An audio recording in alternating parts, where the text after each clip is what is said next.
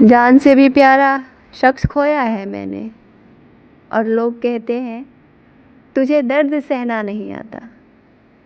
कैसे समझाऊं उन्हें कि जिस इंसान के साथ मैंने अपनी आने वाला कल देखा था, आज उसकी सिर्फ तस्वीरें हैं मेरे पास।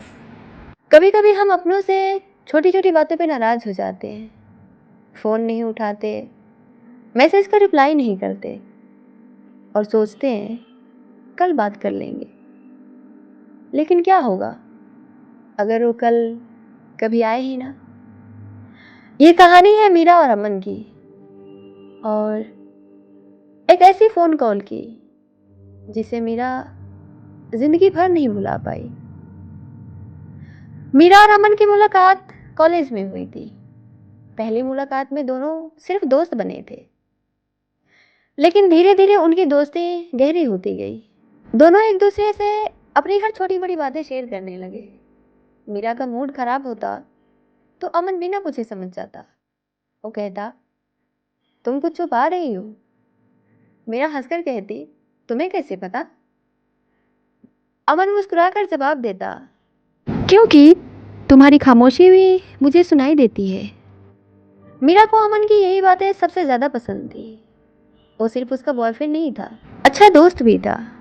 वो इंसान जिसके सामने मीरा बिना डरे रो सकती थी, बिना सोचे अपने दिल की सारी बातें कह सकती थी। एक दिन मीरा की जिंदगी में बहुत परेशानियां चल रही थी। वो कमरे में बैठकर रो रही थी।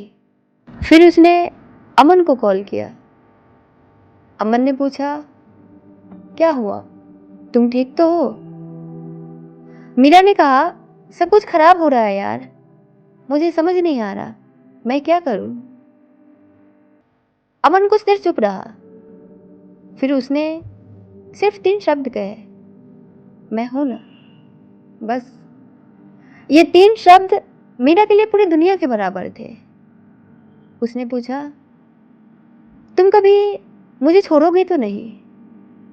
अमन हंस पड़ा, पागल हो क्या, तुमसे दूर रह सकता हूं, तुम्हें छोड़कर नहीं रह सकता।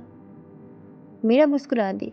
उसे क्या पता था यही इंसान उससे हमेशा के लिए दूर चला जाएगा।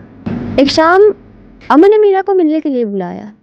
उसने कहा, बस आधा घंटा मिल लो। लेकिन मीरा अपने काम में बहुत बिजी थी। उसने गुस्से में कहा, हर बार तुम्हारी मर्जी से तो नहीं चल सकती मेरी जिंदगी। अमन अचानक चुप हो गया।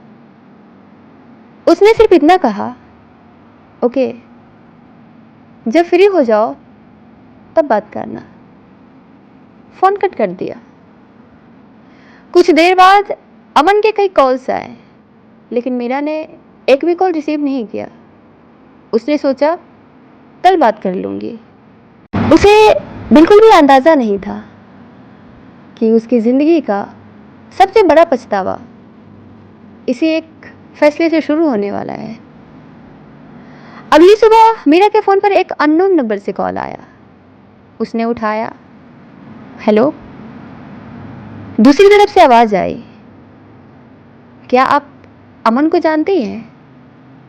मीरा ने कहा, हाँ, क्यों। कुछ सेकंड की खामोशी हुई।